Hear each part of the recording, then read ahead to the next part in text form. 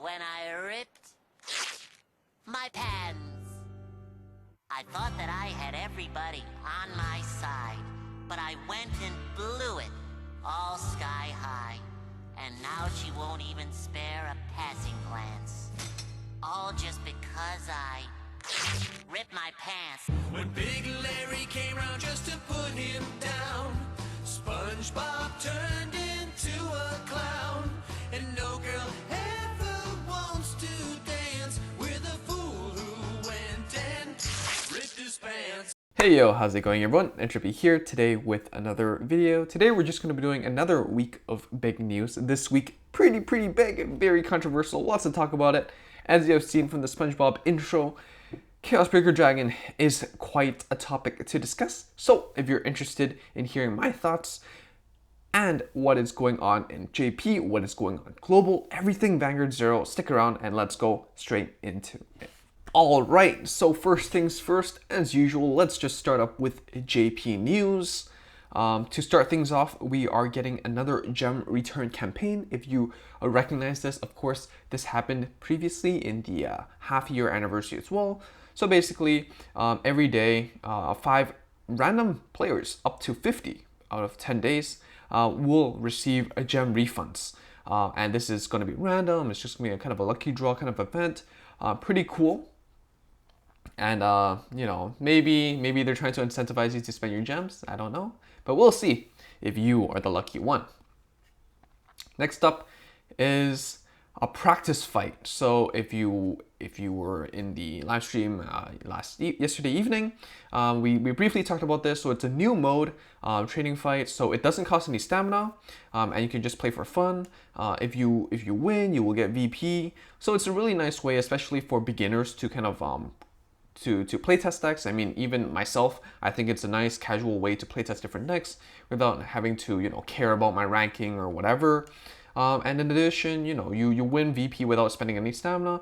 Definitely a nice way to do that. Next is the rival event. Now, this is what I'm excited for. Definitely good content, always new content, good content, and this is something that will definitely spice things up. I definitely think there's a lot of potential if they're willing to step outside their comfort zone, which we are seeing more and more right now, and I'm definitely excited to see what game studio churns up. So this event is basically you're going to challenge Reverse Kai. You're going to battle him by winning and collecting tokens. You will be able to exchange for tag names, reverse units, and all the good stuff. So this event will only go for 10 days. So if you are in JP, get on it quick. These reverse units are all triple rare level cards, and many of which you probably would want to see, especially since we will be seeing Omega Glendios, a unit from Link Joker, the main boss unit of Link Joker in this era that revolves around using variety one-ofs of reverse units. So even if you're not interested in playing these clans, just pick the one you're interested in, and maybe, you know, Omega Glendios will be an event-worthy unit. Maybe it will be a part of the Gacha, but definitely a very iconic unit that you might not want to miss out on. And there's that. Next up, if you've seen the thumbnail, you will know that we are seeing reveals for set 14. We have Blouse for Novus, Tetra Drive for Aqua Force. We have Chaos Breaker for Link Joker, Daikaiser, and Angel Feathered Reverse unit. If you know the name, I just briefly forgot. Ramiel Reverse, of course. My bad. I hope I didn't offend any Angel players. But yeah, this is a pretty sick lineup, you know, just face value. I think it's definitely a very cool set. And let's go straight into some of the reveals. The first card revealed was Star Vader, Colony Maker, rearguard circle on place. If your opponent has a locked unit, kind of must want to call a grade 1 or less Star Vader from your deck. You know, Star Vader and Link Joker as a whole doesn't really generate a lot of card advantage by themselves. It works a lot as in focusing on mitigating your opponent's strategies and hurting your opponent rather than plussing yourself. And being able to plus is definitely a very good new skill Link Joker desperately needed, and definitely really nice to have. Colony Maker is definitely a really good card. Next up is a Chaos Breaker Dragon. This is the controversial card, and you'll see why. Vanguard Circle, Limit Break 4 at the beginning of the turn. Yes, I was like reading. I was afraid I was reading this wrong. Counterblast 1 to activate the skill. When your opponent's card is going to be unlocked, you can retire it. You can Counterblast 1 and then retire it and then draw 1 card. So instead of the Soul Blast 1 cost that it had in the TCG variant, it's Counterblast 1 now. So it's definitely quite heavy. And the second skill also got nerfed. Once per turn, you can Counterblast 1, discard 2 Star Evaders. And lock one of your opponent's units. Yes, this does not say lock front row or lock back row. It just says lock anything you want, which means you probably want to lock front row, but discarding 2 cards in a clan that doesn't really generate a lot of card advantage. And Colony Maker is the only one that really kind of does that for you, is a bit iffy. In addition, Counterblast 1 to retire 1 and draw 1 isn't that bad, but overall, the clan is quite Counterblast heavy. You know, you still want to play your Colony Makers, you still want to play your other skills, of course you still want to lock, and so definitely need to, it's less brain dead as it was in the TCG. I definitely still think that this card has potential. Will it be as broken as it used to be? Maybe not, probably not, but definitely don't count the clown of Link Joker out. And yeah, I think a lot of things you gotta play test before you make considerations. Last time I said Nouveau Vague was pretty bad. Turns out it's pretty good, top of tier 2 apparently. So, you know, a lot of these things might sound bad on paper, but in practice it could be good. You don't need to really rely on these skills. Having early game lock, you don't have to use a skill, it's an option. And being able to lock front row anytime is something that Link Joker didn't really have. So, could be good, could be bad. We really have to see how it goes in game. Next up, Palladium. Yes, this card skill is really good. It used to be a rare in the TCG, I believe, and a triple rare worthy card definitely, especially in the 0 format. When your opponent's card is going to be unlocked, you can Counterblast 1, put this into the soul, and then lock it back. So it's a pseudo Omega Lock. Omega Lock means it doesn't get unlocked at the end of the turn, and definitely helps you maintain those lock formations, kind of keeps your opponents in check.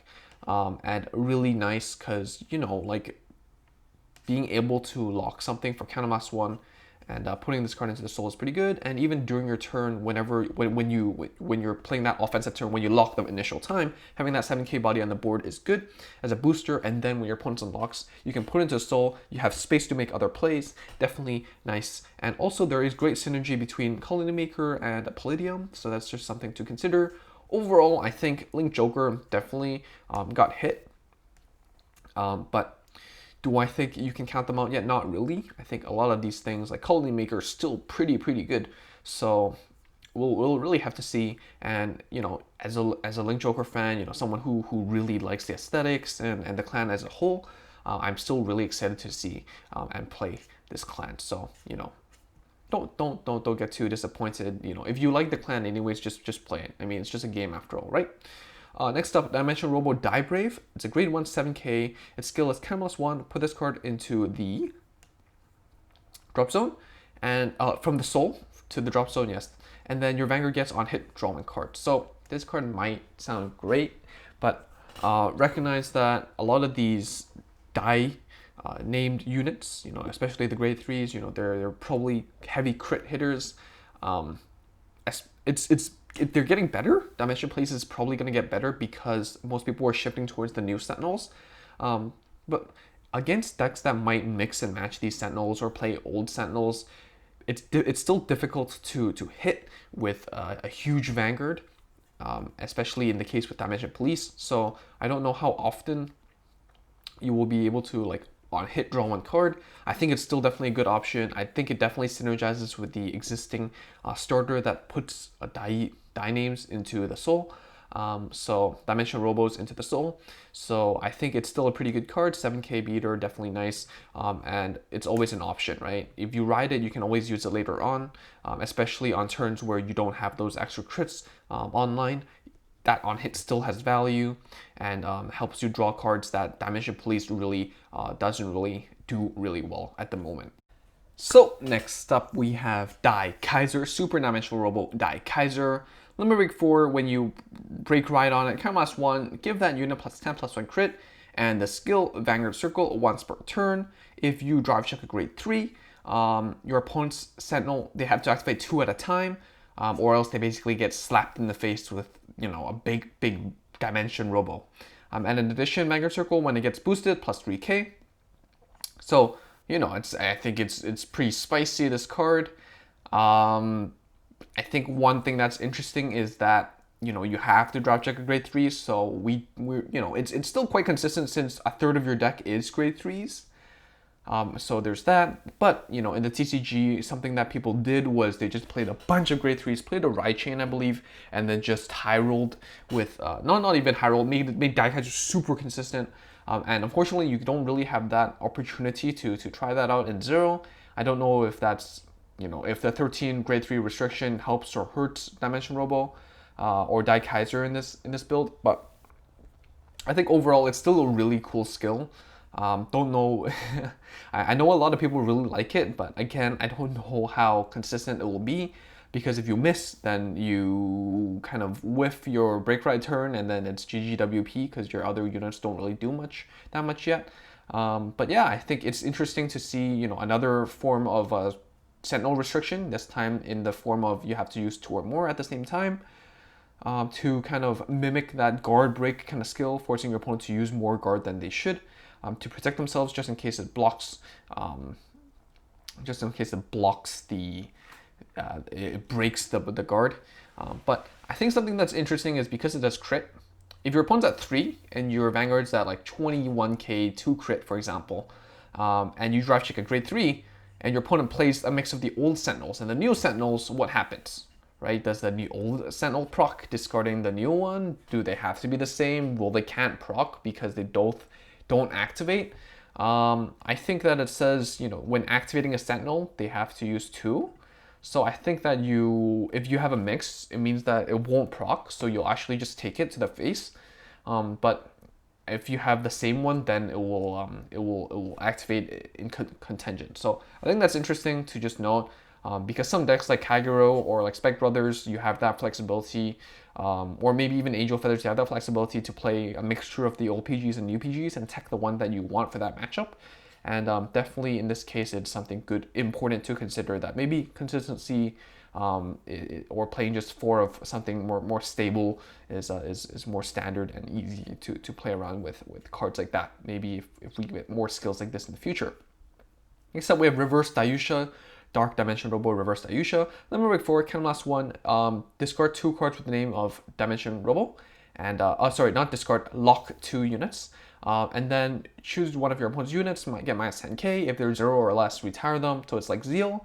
If your opponent's Vanguard is 6k or less, then this unit gets plus 1 crit. And then cross ride with Dimension Robo Dayusha, the original one.